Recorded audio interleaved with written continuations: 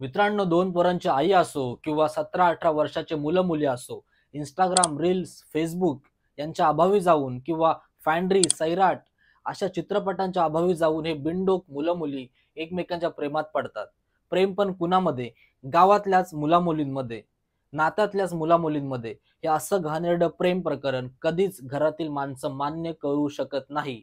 हे माहीत असलं तरी खरं प्रेम टिकवता येतं असं चुरण हे बिनडोक मुलं मुली एकमेकींना देतात आणि कित्येक वर्ष स्वतःचं तोंड काळं करत बसतात. आणि हेच प्रकरण बाहेरून आई वडिलांना समजतं. गावकीमध्ये आपल्या इज्जतीचा भाजीपाला होऊ नये या भीतीपोटी ते आई वडील त्यांना समजून सांगतात. त्यांना असं वाटतं की माझ्या मुलाला मुलीला त्यांची चुकी समजले, ते आता सुधारतील. आणि मग ते आई वडील त्यांचं लग्न लावून देतात. पण त्यांना जराशी पण भनक नसते की लग्न झाल्यानंतर सुद्धा माझी मुलगी, माझा मुलगा त्यांचं तोंड काळं करणं सुरूच ठेवू शकतात. असंच काहीतरी नांदेड जिल्ह्यातील उमरे तालुक्यातील बोरजुनी गावात झालं आहे. येथील 19 वर्षीय मुलगी संजीवनी सुरणे हिचं गावातीलच 19 वर्षीय लखन भंडारे याच्यासोबत प्रेम प्रकरण होतं. हे प्रेम प्रकरण संजीवनीच्या घरातल्यांना अजिबात मान्य नव्हतं. संजीवनीच्या घरातील माणसांनी दोघांना एकत्र घेऊन समजावून सांगितलं होतं की तुमचं बोलणं, भेटणं, जुळणं सर्व थांबवा आणि आता आपापल्या मार्गाला लागा. त्याच्यानुसार 1 वर्षापूर्वी संजीवनीचं लग्न गोळेगावातील सुधाकर या व्यक्तीसोबत लावून दिलं होतं.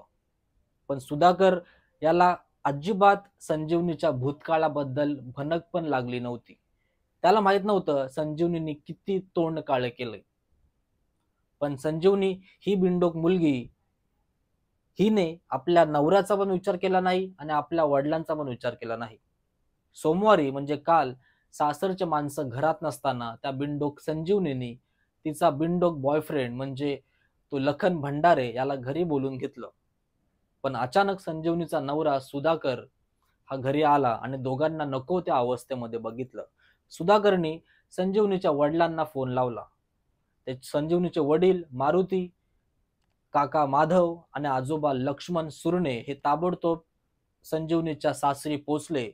संजीवनीच्या बॉयफ्रेंडला आणि संजीवनीला घेऊन बोरजुनी गावामध्ये परतले. आवारामध्ये नेलं, दोघांचे हातपाय बांधले, दोघांना मार मार मारलं आणि विहिरीमध्ये फेकून दिलं. आणि विहिरीमध्येच बुडून संजीवनी आणि लखनचा मृत्यू झाला. मग स्वतःहून संजीवनीचे वडील मारुती सुरणे जवळच्याच पोलीस स्टेशनमध्ये गेले आणि स्वतः केलेल्या गुन्ह्याचा कबुलीनामा दिला की मीच माझ्या पोरीला मारलंय. पोलीस तातडीने घटनास्थळी पोहोचतात, विहिरीतून दोघांचे मृतदेह बाहेर काढतात आणि मग पोलीस संजीवनीची आई, वडील, काका आणि आजोबा सर्वांना ताब्यात घेतात. हे पूर्ण प्रकरण. आता तुम्हीच सांगा, या प्रकरणामध्ये चुकी कुणाची? संजीवनीची की संजीवनीच्या वडिलांची? कित्येक जण बोलतील संजीवनीच्या वडिलांना इतकं टोकाचं पाऊल उचलायची गरज नव्हती. पण मी असं बोलेल की संजीवनीला लग्न झाल्यानंतर आपलं तोंड काळं करणं हे सुरूच ठेवणं याची काहीच गरज नव्हती. तू इतकं वर्ष लग्नाच्या अगोदर तोंड काळं केलंस. तुला वडिलांनी समजूत घातली, लग्न लावून दिलं, इतका खर्च केला, कर्ज काढलं, गावकीला बोलवलं, जेवण दिलं, लग्न लावून तू सासरी गेलीस. त्या पोराचा तरी विचार करायचास. त्या सुधाकरची काय चुकी होती? तू त्याचं आयुष्य उद्ध्वस्त केलंस.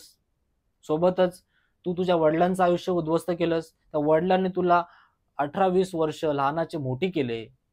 ती कुणा पण ऐरा-गैऱ्यासोबत तुझं लग्न लावून देण्यासाठी केली होती का? मित्रांनो, जीव जाणं ही कधी पण वाईट गोष्ट. पण अशा मुलीला किंवा अशा मुलाला धडा शिकवणं हे गरजेचं होतं. शेवटीला कायदा हातात घेतला, संजीवनीच्या वडिलांना शिक्षा होणार. पण आजकालच्या मुलींना आणि मुलांना ही कळकळीची विनंती आहे, तुम्ही कुणाच्या प्रेमात पडता? ते प्रेम आहे की तुमचं फिजिकल अट्रॅक्शन आहे, हे तरी समजून घ्या. ती मुलगी, तो मुलगा तुमचा कोण लागतो? तुझा चुलत भाऊ लागतो, तुझ्या काकांच्या काकांचा मुलगा लागतो किंवा मामाच्या मामाचा कोणतरी लागतो, कोण तुझ्या नात्यातला आहे, हे तरी समजून घ्या. जर तुम्ही प्रेमात पडलात, तर तुम्हाला तुमची प्रेमात पडल्यानंतर चुकी समजली तेव्हा तरी तुमचं तोंड काळं करणं थांबवा, जेणेकरून अशा घटना घडणार नाहीत. विचार करा, संजीवनीच्या वडिलांना किती वाईट वाटलं असेल. इतके पैसे खर्च करून सुद्धा माझ्या मुलीनी तिचं तोंड काळच केलं. काय वाटलं असेल जेव्हा संजीवनीच्या नवऱ्याने संजीवनीच्या वडिलांना फोन करून सांगितलं की मी तुमच्या पोरीला घरामध्ये बॉयफ्रेंड सोबत पकडलंय, तुम्ही या आणि तुमच्या पोरीला घेऊन जा. विचार करा कसं वाटलं असेल. किती किती त्यांना डोक्यात त्यांच्या काय चालू असेल विचार करा. मित्रांनो, याच्यावरती एकच सोल्युशन आहे. तुमच्या वयात आलेल्या मुलीला आणि मुलाला त्याच्यावरती लक्ष द्या. तो मुलगा कुठे जातोय, मुलगी कुठे जाते, क्लासलाच जाते की कुठं जाते, कुणाशी बोलते, फोनमध्ये काय करते, या गोष्टीवर लक्ष देणं ही काळाची गरज आहे. इतकंच बोलेल आणि इतकं बोलून ही व्हिडिओ थांबवेल. मित्रांनो, या घटनेवर तुमचं मत काय आहे मला खाली कमेंट करून सांगा. व्हिडिओ आवडला असेल नक्की लाईक करा आणि पहिल्यांदा मित्राच्या चॅनलला आला असाल तर व्हिडिओच्या खालचं सबस्क्राईबचं बटन दाबून घ्या आणि मित्राला असंच सपोर्ट करत राहा. जय महाराष्ट्र.